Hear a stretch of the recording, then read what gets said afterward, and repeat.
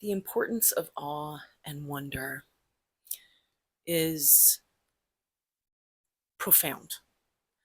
The impact it has on us, it soothes us, it can interrupt the cascade of emotions or nervous system response. And it can shift us back into the quiet mind, back into the ventral vagal. It instills in us a sense of being small, of being a piece in this much larger, this vast collection of people and living things. That feeling of awe and wonder, it soothes our spirit and it's restorative for our being. So spend time creating new experiences, new memories of awe so that you can use them. You can remember them with your senses. You can tap them when you can't access nature. And these are important places for us because they're our tool, right? They're a profound tool to keep in your back pocket, to turn to often. When you're feeling stressed out, it can help calm things down. When you're feeling low and depressed, it can help lift and soothe. And so I find practicing connecting with awe and wonder, to be one of the more restorative practices that you can do. Also, when you're trying to go to sleep, when you connect with those, it does shift your brain into the quiet mind and helps prepare you for sleep.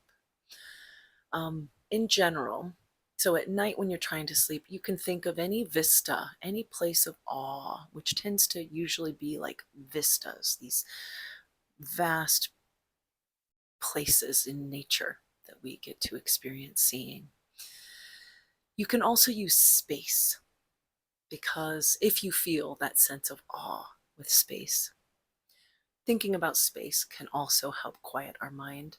And you can focus on the vastness of space, or you can focus on the space between things, the space between the planets, the space between the stars. So use space in any way, right? Like I like to use the empty space between things, and then migrate out to just that vastness, never ending space. So find your awe and wonder, because really honing in on like what are the things that activate that feeling for you and elicit that feeling for you, because those are the ones you're going to want to really focus on and use those regularly, right? Turn to that awe. Sweet Walter. Turn to that awe when you are in any state of distress. Like I feel like it is helpful for most states of distress because it quiets things. So have them on your phone, right? If it's a picture of space, like all these James Webb images, just I adore them. Download some on your phone, screenshot it and save it on your phone and let it be easily accessible. Now you don't have to search and find it, like just save it on your phone so that you can pull it up and look at it whenever you need. Just focusing on an image, especially if it's a place you've been, so you can bring in the recall with your body, all of your senses. So those places we've been are best if you have them, if you have an image from a place you've been. Choose places and memories that are uncomplicated. So if there's a person in the memory that causes you any distress, don't choose that memory. Either make a new memory in that place or pick a different place. And when they're unencumbered, then we're free to just feel the awe.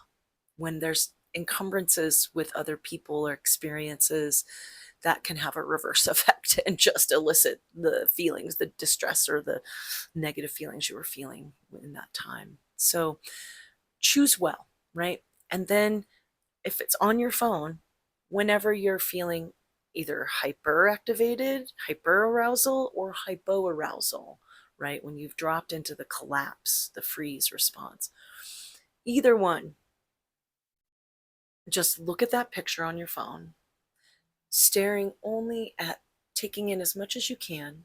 If it's a place you've been, remembering what you were smelling, what you were hearing, what the wind or the sun on your skin or lack thereof felt like, what the temperature felt like on your skin, your face, and stare at it and just breathe. Breathe and remember, and just focusing on that awe, the feeling of awe. And you don't have to do that for long. Um, One person, it's funny, after I was using this, I listened to someone who wrote a book, and they were funny. It was funny. They were referencing the same thing, how profound and powerful awe is. But she suggested doing that for 90 seconds is enough. Um, with some brainwave entrainment, which is trying to change the brainwaves that are active at any time, 3 minutes, right? Binaural beats is about 3 minutes before your brain waves start to shift. But awe, I think it has such a profound register in our system. Like it just registers in our brain differently. So try this next time you're feeling either distressed, hyper aroused, right? In that fight and flight, or distress, if you're not sure what that feels like in your body, if you're just feeling stressed out, right? If you feel that in any way, or overwhelmed. Overwhelmed tends to start move into the hypo. But for either, right, when you're feeling low or you're feeling that panicky feeling, for both, it brings them into the middle, into the alpha, into the ventral vagal.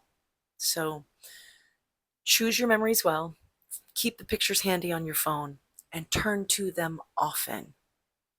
And you may want to have a different picture for like when you want different states. When you want to sleep, maybe space if that's something that works for you, or could go back to just that same image of some vista, some beautiful space that elicits that awe for you.